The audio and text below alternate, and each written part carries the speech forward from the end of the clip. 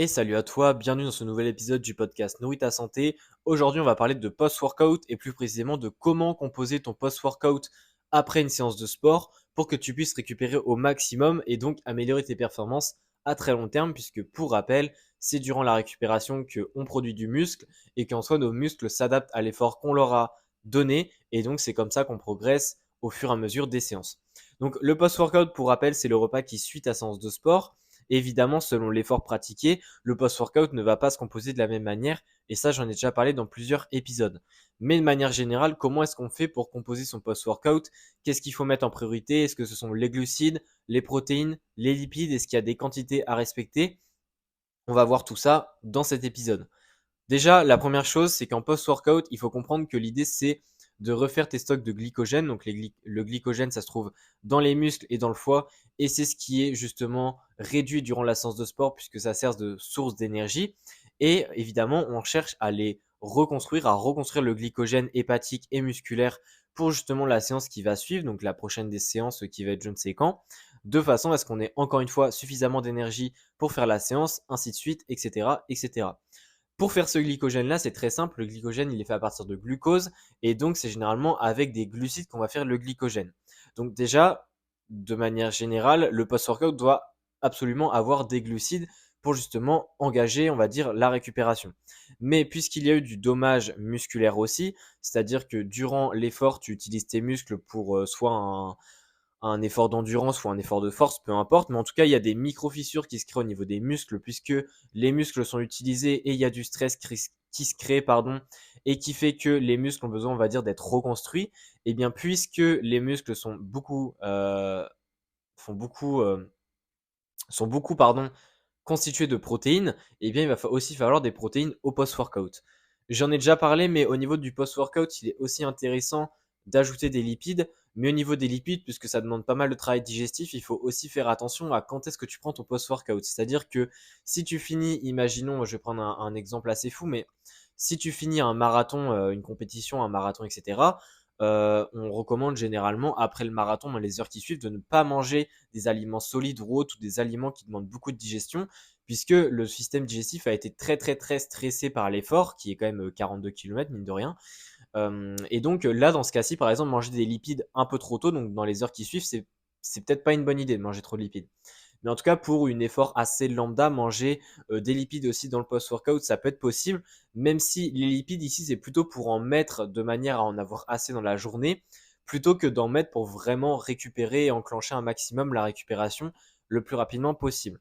Donc au niveau de la composition en tant que telle, pour avoir quelques idées de quantité, eh bien au niveau des glucides, on recommande, ou du moins les, les études recommandent généralement au minimum 0,8 à 1 gramme de glucides par heure, enfin par kilo par heure après l'effort. Donc c'est-à-dire que si tu prends ton post-workout après ta séance de sport, eh bien il faut que tu aies au moins dans ton post-workout 1 gramme par kilo de glucides.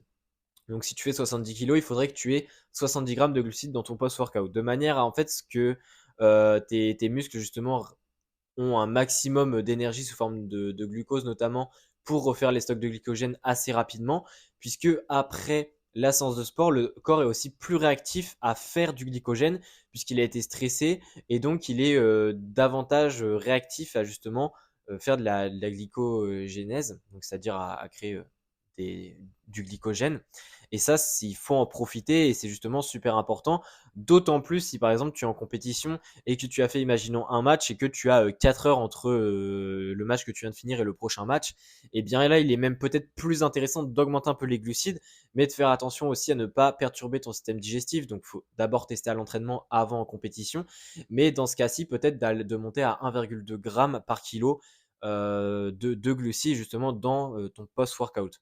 Parce que ici, l'idée, c'est que si tu ramènes encore plus de glucides, eh bien, il y aura, on va dire, encore plus de glycogène qui se créera avant ton prochain match et donc ça sera forcément plus bénéfique. Donc ça, c'est vraiment pour la partie glucides.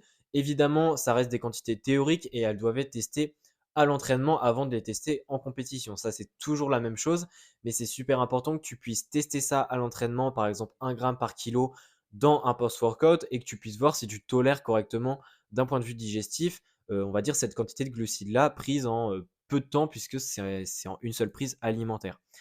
Comme je l'ai dit, il y a aussi les protéines et les protéines dans ce cas-ci, on est entre 0,2 à 0,4 grammes par kilo dans le post-workout. Donc si tu fais, on va reprendre l'exemple des 70 kilos, eh bien 0,2 à 0,4 grammes, on est à environ 30 grammes. Si on prend 0,4 grammes, on est à environ 25-30 grammes de protéines dans le post-workout. Et ça, du coup, ça doit justement venir t'aider pour le point de vue musculaire, pour reconstruire tes muscles, de façon à ce que tu puisses être d'attaque pour la prochaine séance de sport. Si tu es, comme je l'ai dit, l'exemple où tu as fini ton match et tu as un autre match dans 4 heures, ici ne cherche pas à mettre encore plus de protéines.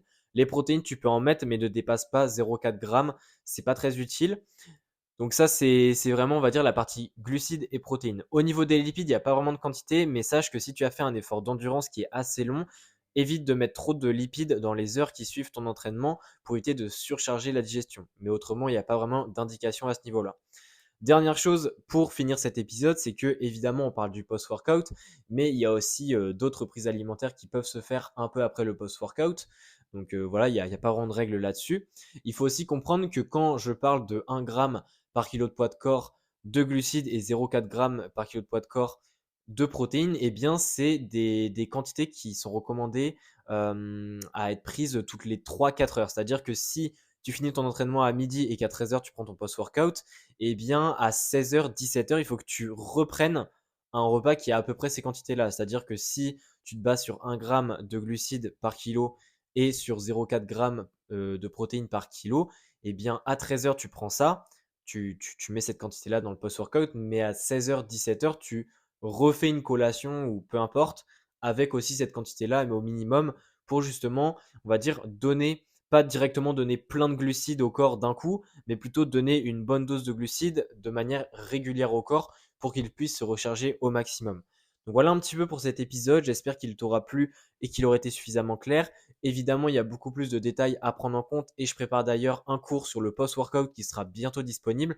Dans un mois, je pense, il sera disponible, donc j'en reparlerai. Mais en tout cas, en attendant, si tu veux en savoir plus sur le pré-workout, donc le repas vraiment qui se passe avant la séance et de comment l'optimiser au maximum pour que tu puisses améliorer tes performances sportives, eh bien, je t'invite à aller voir sur mon site directement sur la page d'accueil. J'ai un cours sur le pré-workout qui s'appelle Catalyseur de perf, dans lequel je te parle pendant 1 heure à travers des vidéos du pré-workout, aussi bien la théorie que la pratique, pour que tu puisses mettre tout ça facilement et obtenir des résultats sur tes performances sportives. Si ça t'intéresse, n'hésite pas à cliquer sur le lien dans la description du podcast pour aller sur mon site. Et sinon, on se dit à la prochaine. Allez, ciao.